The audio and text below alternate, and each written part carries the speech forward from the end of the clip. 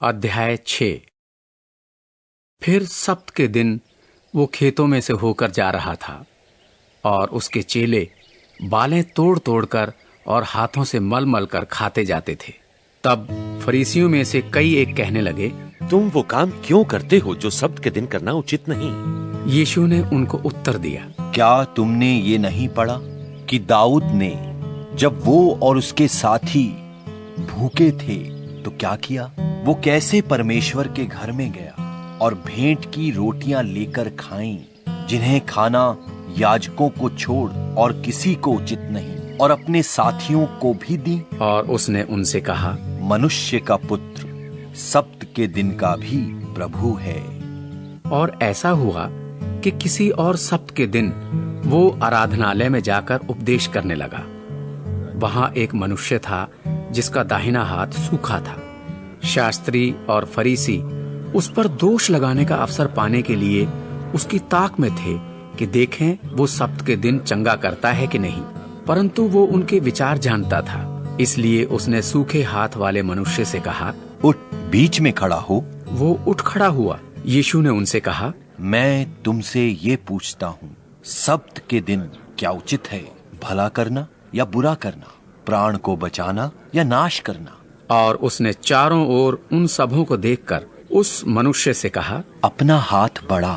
उसने ऐसा ही किया और उसका हाथ फिर चंगा हो गया। परंतु वे आपे से बाहर होकर आपस में विवाद करने लगे, हम यीशु के साथ क्या करें? उन दिनों में वो पहाड़ पर प्रार्थना करने को निकला और परमेश्वर से प्रार्थना करने में सारी रात बिताई। जब दिन हुआ तो उसने अपने चेलों को बुलाकर उनमें से 12 चुन लिए और उनको प्रेरित कहा। और वे ये हैं, शमौन जिसका नाम उसने पतरस भी रखा, और उसका भाई आंद्रियास, याकूब और यूहन्ना, फिलिपुस और बर्तुल्मे, मत्ती और थोमा, हलफई का पुत्र याकूब और शमौन जो जेलोतेस कहलाता है, और याकूब का पुत्र यहूदा, और यहूदा इस्करियोती जो उसका पकड़वाने वाला बना। तब वो उनके साथ उतरकर चौरस जगह में खड़ा हुआ और उसके चेलों की बड़ी भीड़ और सारे यहूदिया और यरूशलेम और सूर और सैदा के समुद्र के किनारे से बहुतेरे लोग जो उसकी सुनने और अपनी बीमारियों से चंगा होने के लिए उसके पास आए थे, वहां थे। अशुद्ध आत्माओं के सताए हुए लोग भी अच्छे किए जाते थे। सब उसे छूना चाहते थे, क्योंकि उसमें से सामर्थ निकलकर सबको चंगा करती थी। तब उसने अपने चेलों की ओर देखकर कहा, धन्य हो तुम जो दीन हो, क्योंकि परमेश्वर का राज्य तुम्हारा है। धन्य हो तुम जो अब भूखे हो, क्योंकि तृप्त किए जाओगे। धन्य हो तुम जो अब रोते हो, क्योंकि हंसोगे। धन्य हो तुम जब मनुष्य के पुत्र के कारण लोग तुमसे बैर करेंगे और तुम्हें निकाल देंगे और तुम्हारी निंदा करेंगे और तुम्हारा नाम बुरा जानकर काट देंगे। उस दिन आनंदित होकर उछलना, क्योंकि देखो तुम्हारे लिए स्वर्ग में बड़ा प्रतिफल है। उनके बाप दादे भविष्यद्वक्ताओं के साथ भी वैसा ही किया करते थे। परंतु हाय तुम पर जो धनवान हो, क्योंकि तुम अपनी शांति पा चुके। हाय तुम पर जो अब तृप्त हो, क्योंकि भूखे होगे। हाय तुम पर जो अब हंसते हो, क्योंकि शोक करोगे और रोओगे। हाय तुम पर जब सब मनुष्य तुम्हें भला कहें, क्योंकि उनके बाप दादे झूठे भविष्यद्वक्ताओं के साथ भी ऐसा ही किया करते थे। परंतु मैं तुम सुनने वालों से कहता हूं, अपने शत्रुओं से प्रेम रखो।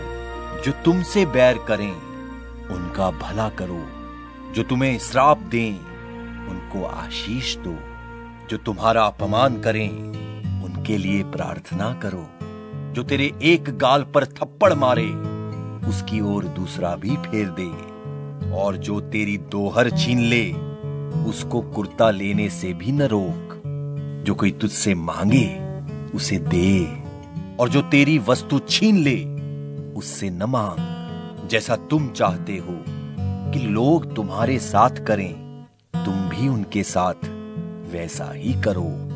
यदि तुम अपने प्रेम रखने वालों के साथ प्रेम रखो तो तुम्हारी क्या बढ़ाई, क्योंकि पापी भी अपने प्रेम रखने वालों के साथ प्रेम रखते हैं। और यदि तुम अपने भलाई करने वालों ही के साथ भलाई करते हो तो तुम्हारी क्या बढ़ाई, कि क्यों पापी भी ऐसा ही करते हैं। यदि तुम उन्हें उधार दो जिनसे फिर पाने की आशा रखते हो तो तुम्हारी क्या बढ़ाई, क्योंकि पापी पापियों को उधार देते हैं कि उतना ही फिर पाएं। परन अपने शत्रुओं से प्रेम रखो और भलाई करो, और फिर पाने की आस न रखकर उधार दो, तुम्हारे लिए बड़ा फल होगा और तुम परम प्रधान की संतान ठहरोगे, क्योंकि वो कृतघ्नों और बुरों पर भी कृपालु है। जैसा तुम्हारा पिता दयावंत है वैसे ही तुम भी दयावंत बनो। दोष मत लगाओ तो तुम पर भी दोष नहीं लगाया जाएगा। दोषी ना ठहराओ तो तुम भी दोषी नहीं ठहराए जाओगे। क्षमा करो तो तुम्हारी भी क्षमा की जाएगी। दिया करो तो तुम्हें भी दिया जाएगा। लोग पूरा नाप दबा दबा कर और हिला हिला कर और उभरता हुआ तुम्हारी गोद में डालेंगे, क्योंकि जिस नाप से तुम नापते हो उसी से तुम्हारे लिए भी नापा जाएगा। फिर उसने उनसे एक दृष्टांत कहा। क्या अंधा अंधे को मार्ग बता सकता है? क्या दोनों गड्ढे में नहीं गिरेंगे? चेला अपने गुरु से बड़ा नहीं, परंतु जो कोई सिद्ध होगा वो अपने गुरु के समान होगा।